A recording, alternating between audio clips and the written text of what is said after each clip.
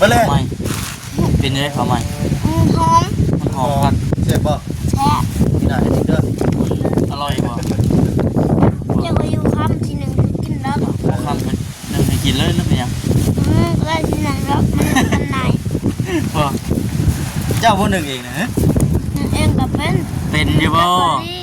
ฮะ คนหนึ่งจะบอกเลย ชายเข่าได้จ้ะ แล้วก็เป็น เป็นเยอะมากินเนี่ยกินเป็นป่ะ เล็ด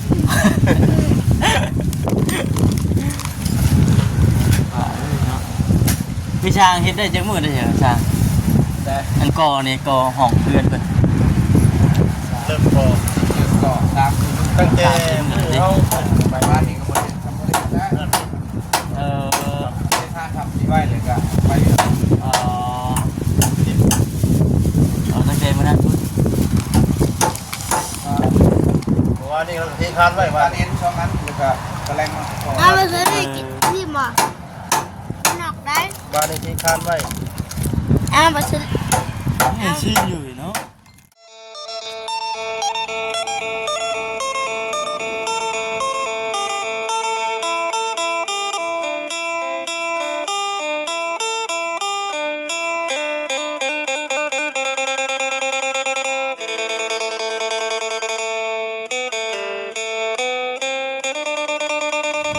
มาละบ้านตัดส่งผมใหม่ก่อนเดี๋ยวพระอ๋อเธอ เริ่มไปใช้เลยเนาะ สบายดี สวัสดี เกิดเจ้าไปใช้ปลา เลี้ยงนี่เจ้าไปเห็นกันมานี่คือ ผม หมอนี่นะนี่เป็นยังนี่หมอกระตอนอยู่ อันนี้เนาะว่า คุณอา ลมเบิ่งอ่ะพักชาเกียรก่อน จับเขียดวะ จับเกียรแต่เกิดไปอยู่ใน เขียดจนเข้าหึหนาววะ ลมน่ะ อาบอยู่ว่าจะน้ำนั่นอาบอยู่ บ่ได้เซ็นบ่ บอก อย่ามาติดหนีไปก่อน เซน เช้าเลยเนาะเช้าติดหนีนะบ่บัดนี้ โดย เราติดหนี้แล้วน้องป้า มันเน่าปากตะเว้น บ่ก็แน่นั่นแหละ บ่ได้ยามเด็ดๆสินะมันจังอุ่นแน่ แม่น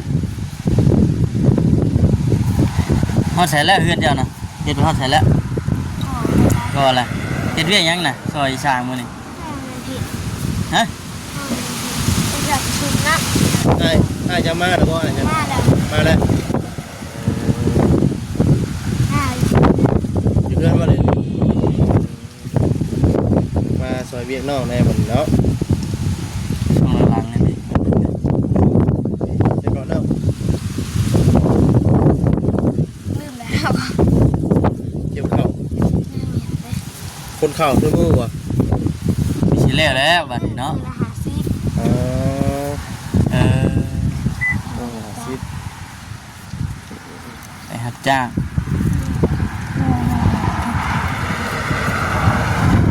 เป็นนอกอยู่บัดนี้เนาะ สิเพิ่นว่าน้องสายฟ้าเริ่มตุ้ยขึ้นแล้ว เริ่มคุยขึ้นเลยผู้ซึกอยู่บ่ว่าตัวเองยืนขึ้นตุ้ยขึ้นเด้อ เกิดขึ้น ผู้ซึกอยู่บ่ เนี่ยวันจ้างผู้บ่าวแล้วมาส่งมานี่ ไผว่า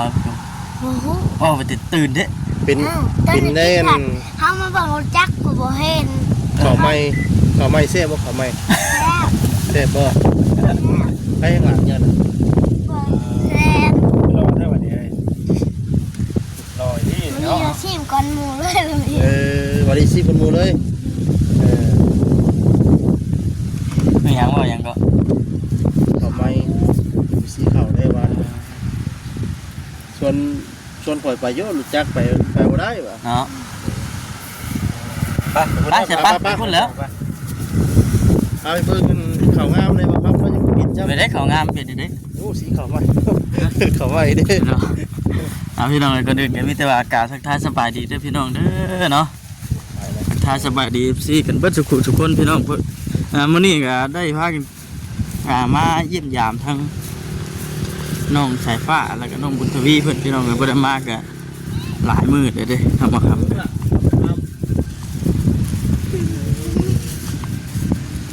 บ่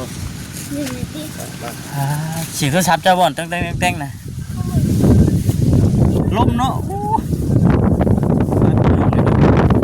ลมเองมื้อนี้บอกเลยว่าลมเองเบิด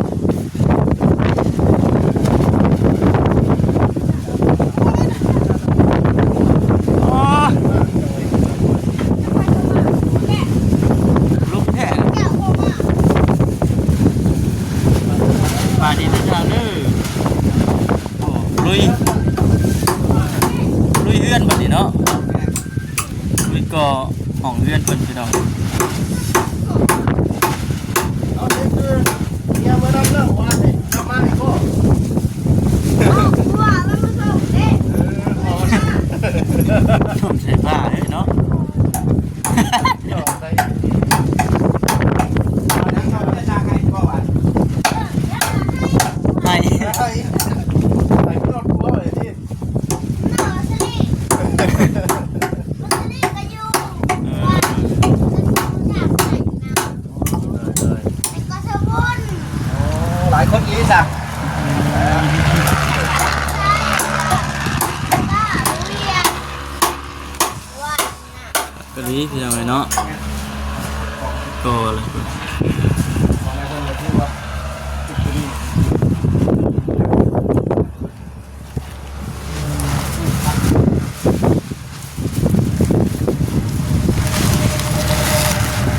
ได้ข่าว มาทำอีกแล้วดูเอา เออ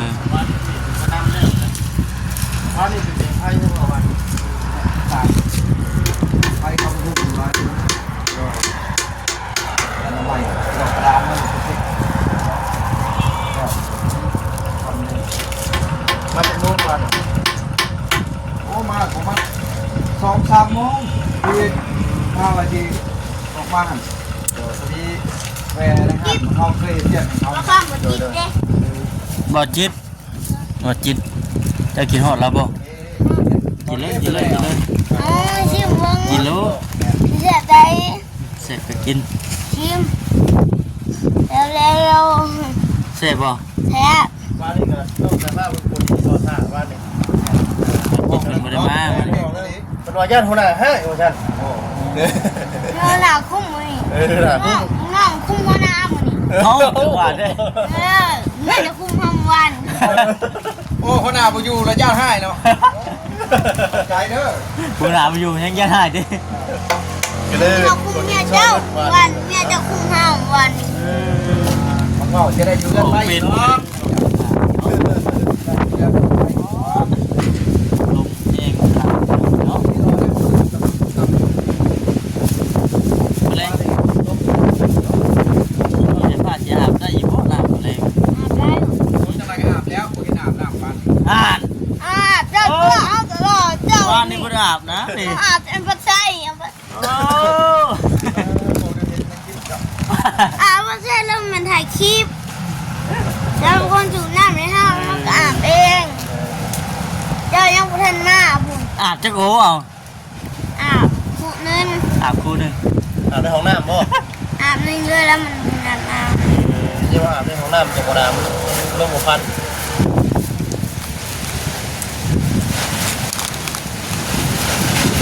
มะนาวเราเบิ่งนี่เสียขี้ยาวกับบ่นุ่งส่งขี้ยาวกับบ่นุ่ง เขาเป็นเพื่อนแบบเงาเด็ก บ่ลมพลึกนี่เนาะทางเนาะตั้งแต่เช้านี่ได้ ได้หนึ่งทำไมนะนี่บ่ เป็นไง กูแม่ที่เป่าได้พี่หนึ่งกินบัตรละ มาเลย ทำไมเป็นไงเขาใหม่ หอม มันหอมครับ เจ็บบ่ แท้ พี่นายให้ติ๊กเด้อ อร่อยบ่ เจ้าก็อยู่คำทีหนึ่งกินแล้ว บ่คำเป็นนึงให้กินเลยนึกเป็นหยัง ก็ได้ทีหนึ่งแล้วมันไหน บ่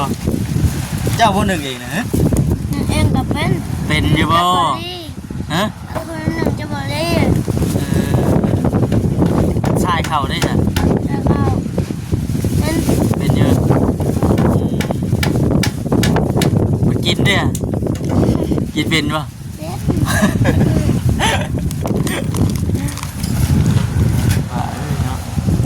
เ พี่ช้างเฮ็ดได้จักมื้อได้เหรอช้าง แต่ อันก่อนี่ก่อห้องเพื่อนเพิ่น เริ่มพอ เดี๋ยวก็ตามที่ ตั้งแต่มื้อเฮา ไปบ้านนี้ก็บ่ได้ทำบ่ได้นะ เออ ถ้าทำที่ไว้เลยก็ไป เอาตั้งใจมื้อนั้นพุ่น เพราะว่านี่เราเทคานไว้ว่า บ้านนี้ช่องนั้นแล้วก็แสลงมาขอ เอาไปซื้อได้กินที่หมอหนอกได้ บ้านนี้เทคานไว้ เอาไปซื้อ ยังชินอยู่เนาะ วันนอน แค่เนาะ หัวจ่ามาให้ เนาะ ชิมแม่หัวจ่า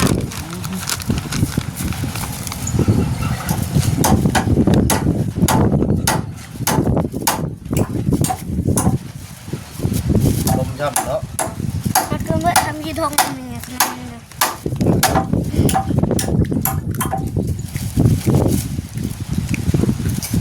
ก่อนี่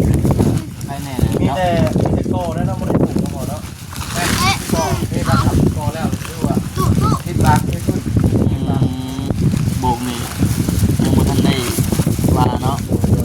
บ้านนี่กูได้คนดินช่วยเพื่อนบ้าน บ่ เนี่ยหัวหน้าเฮ็ดได้เนี่ยลูกน้อยคุ้มมันนี่ เอ้าก็ว่าแท้ เพราะว่าเราคุ้มเขาได้ เห็นบอกว่านี่บ่าวเกียรติจะคุ้มเล่าว่านี่ ร้อย เราสุดินอยู่ ร้อยเราคุ้มทำคุ้มขึ้น ไปแล้ว ได้แล้วล่ะมันลบทับได้ฮะ ไม่ได้ ลบทับเด้อ เอ้ยเพิ่นว่าน้องบุตรวีอยู่ ใช่จะได้เนาะเลื่อนปุ๊บ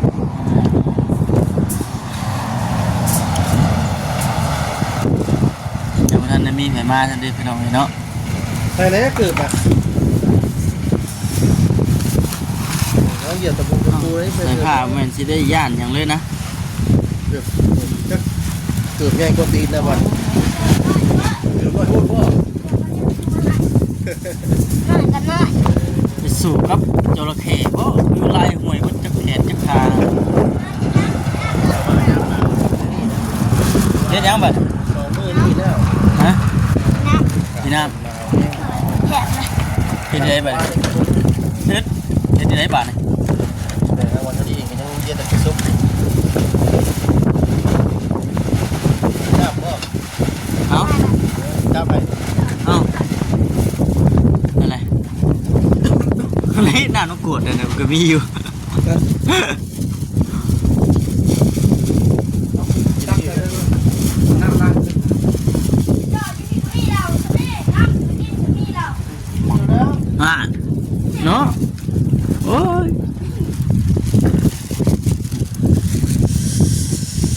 อยู่ในช่วงทางสร้างเพิ่นกำลังกันก็เดี๋ยวไอ้เนาะ พอหนาวแล้ว อยู่คือแล้วมันหนาวป่ะ เด็กไป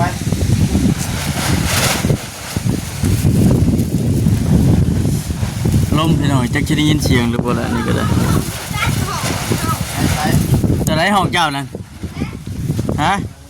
เจ้าเรื่องห่วงเลยครับ ห้องน้ำมันก็แล้ว ดีป่ะ หมายคนละห้องเลยนี่เนาะเออห้องเจ้ากับไผนี่ คนเดียว อ้าวบ่แม่นบ่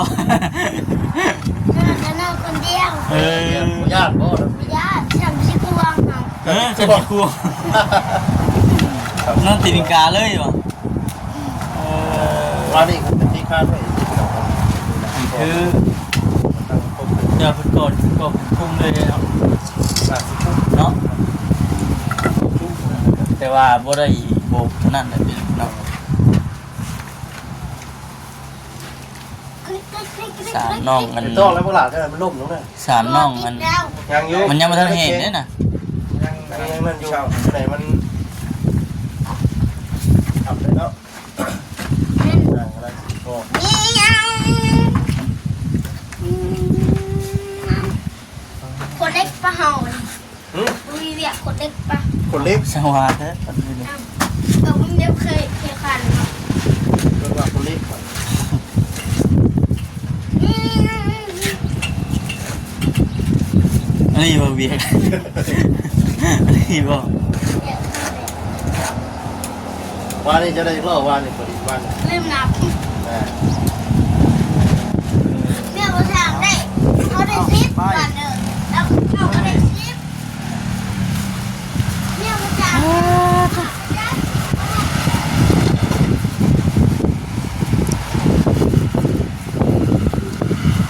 นี่แหละตัวเล็ดไปจังไหนนี่จักตัวเล็ดบ่แรงนี่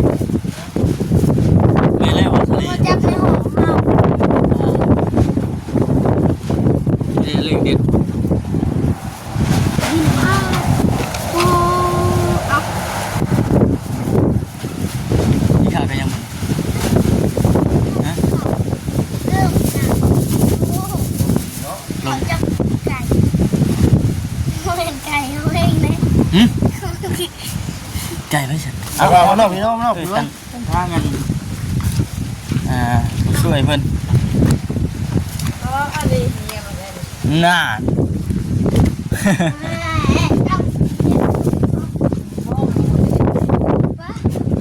ไปใช้ได้อยู่ ถ้าบอแซ่บ ฝุ่นแล่ไปเลยพี่น้องเนาะโอ้คักขนาด ไปแล้วเอาไม่ลูกขึ้นย่ำ ไม่อยู่นะพูดไปเลยไหมเจ้าไปเอา ตามกดนะหน่อย นี่แหละพี่น้องเนาะวันนี้กันคือว่าอะไรพี่น้องเนาะเวียนมาทางเฮือนน้องใส่ผ้าเพิ่นก็บ่ได้มีอย่างเนาะพี่น้องเลยเวียนก็มาอัปเดตเบิ่งแล้วก็เยี่ยมยามเข้ามาทักทายเบิ่งนะFC บางทานเพิ่นก็กินห้อยกินเทิงทั้งน้องสายฟ้าแล้วก็น้องบุญทวีดำแต่ว่าอยู่ในช่วงทางสร้างเพิ่นกำลังก่อห้องมาบันทึกซึ่งลมพี่น้องเนาะลมแห้งขนาด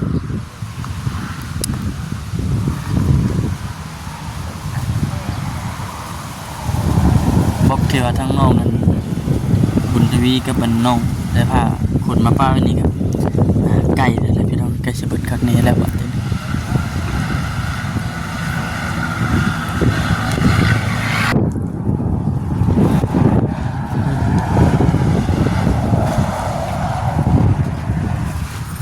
ลำไดบัดเอาตัวใดบัด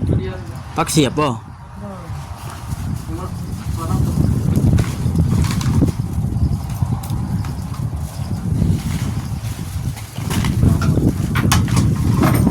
ของกันเดี๋ยวไปซื้อ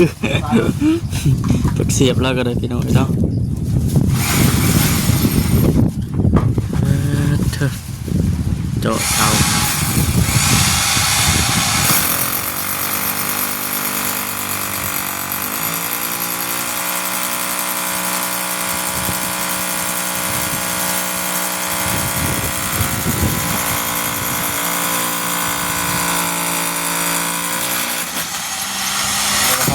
โอเคขึ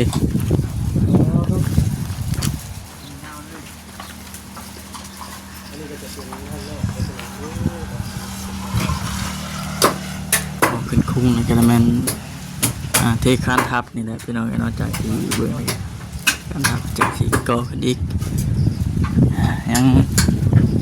ของตัวนี้บัดเอาคลิปนี้ก็มีแต่ว่าคือสีประมาณนี้แหละพี่น้องเราทำมาคำก็คือจบคลิปก่อนอันนี้ก็คือว่าเนี่ยพี่น้องฝากทางไปพี่น้องสีติดตามรับชมคนนี้ด้วยพี่น้องเลยพี่น้องสำหรับผู้ชมนะครั